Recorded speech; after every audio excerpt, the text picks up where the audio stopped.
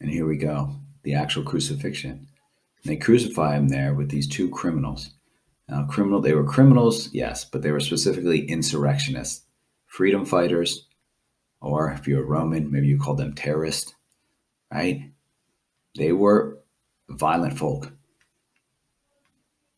And we'll look at that in a minute. You might be able to anticipate one on his right, one on his left. You might be able to anticipate what thematic structure Luke is going to use there. And what does Jesus say? Remember in Luke, Jesus is in control and free to be the Messiah, to be God, to share God's generosity with the people. And what does he say? While he is being nailed to this cross, right? After he's probably been tortured in ways that I'm not going to mention here on video, just terrible things, and struggling to hold himself up just to catch his breath, with nails through his hands and feet. What does he say? Forgive them, Father, they don't know what they did. Right? Right? The people stood by and watched. The rulers, meanwhile, so again, the people are juxtaposed to the rulers. They sneer at him. They say, if he saved others, let him save himself. Let him save himself. And they made fun of him and gave him wine. They said, here, king, drink some wine. Now, in this passage where it says they divided his garments by casting lots, there we see a reference to an Old Testament psalm. So you can see Luke is starting to point to the way that Jesus' crucifixion is the fulfillment of the Old Testament prophecies, even if people didn't get that at first. So then we're set here with these criminals, right? And as you can guess, what do we got here? The ultimate Lucan triangle, right? This icon even shows you the triangle shape, right? You got the left and the right, right? And one of them is not open to the hospitality of God. And he says, if you're the Messiah, save yourself and us. What are you doing up there, buddy? Right? The other, though, is accepting of the hospitality of God. And rebukes that one, right? And says, what are you doing? Don't you have any fear of God? Like, we are actually guilty for what we did, but he is not. He's innocent. And he says, remember me when you come into your kingdom. So we see him open to the generosity of God. He doesn't ask for a place. He doesn't ask for, let me sit at your right. Let me sit here at the special rank or something like that. He just wants to be part of the community of loving persons. Remember me when you come to your kingdom. And he says to him, I say to you, today you will be with me in paradise. Now, this is a bridging of the kingdom of heaven as present now and the kingdom of heaven in its eschatological fulfillment, right? Because he has today, you will be with me. All right. So it is in the future, but he's also pointing at something beyond, right? And so the danger we can get into with the kingdom of heaven is if we look at it as just something that happens after we die, or also something that is just present in its earthly form, earthly manifestation. No, it's both here now when we love and help each other, and it will be fully present in the eschatological fulfillment on earth as it is in heaven. And it's also something we experience in eternity.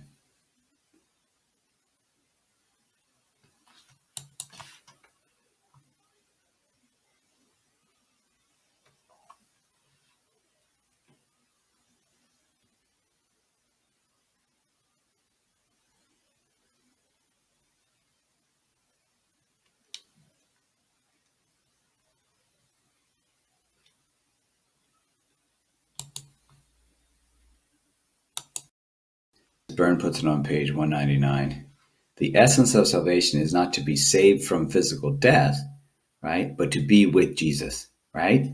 Both now and forever. So the kingdom of heaven is both present in the world, but also transcends the world. It's up to us to manifest it and to choose to participate in it here in this world, to make God's will be done on earth as in heaven, but also in the world to come, right? The world in which we transcend time and space. The spiritual fulfillment, so to speak. And again, this movement by this criminal next to Jesus, Byrne points out, is supposed to provide a point of insertion, right, for us, that we are ready to enter into God's kingdom now, but also that we have hope that the death of this life is not the end.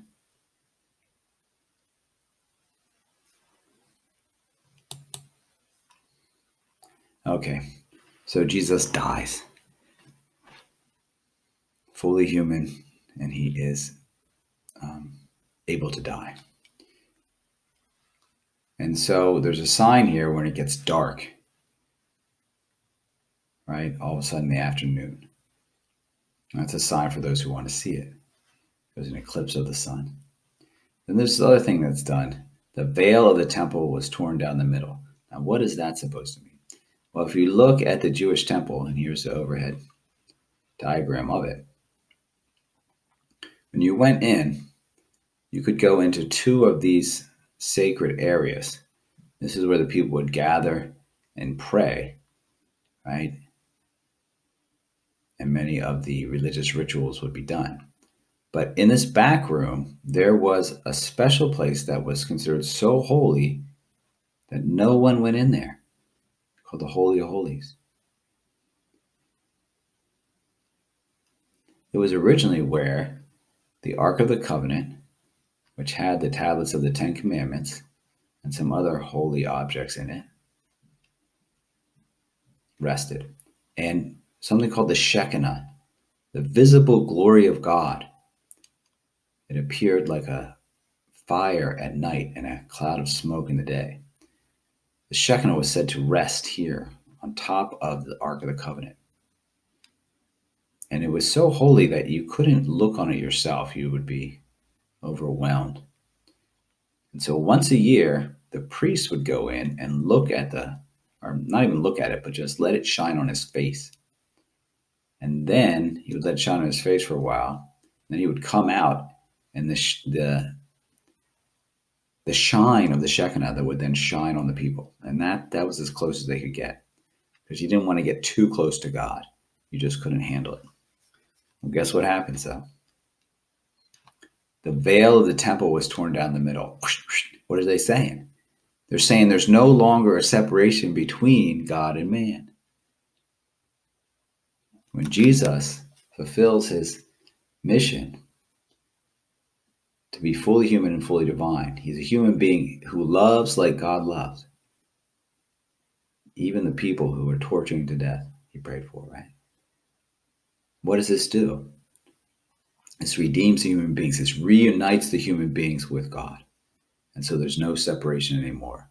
We don't need a veil. We don't need a curtain between us and God. That's now gone. And we are back in union with God. That's what we call being redeemed. This is what we call being saved. This is what we call union with God.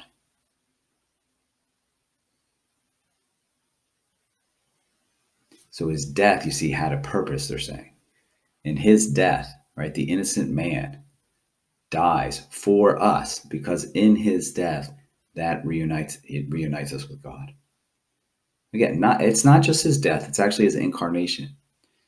But everything he did was this act of ridiculous, loving generosity, including laying down his own life for the good of us. And that's what Luke's talking about there. He's talking about how his death brought us back into union with God. And he cries out, right?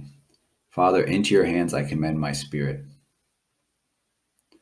When he breathed his last, and the centurion, right? Here's a Roman soldier witnessing it and saying this man was innocent beyond belief, right? And then we have all the people who gathered, saw it. They returned home beating their breast. And then we have the acquaintances standing around and the holy women. So again, look at all these people in Jerusalem who are recognizing Jesus as the Messiah, including the Jews, right? And a Gentile, a non-Jew, a Roman, a member of the oppressive Roman forces.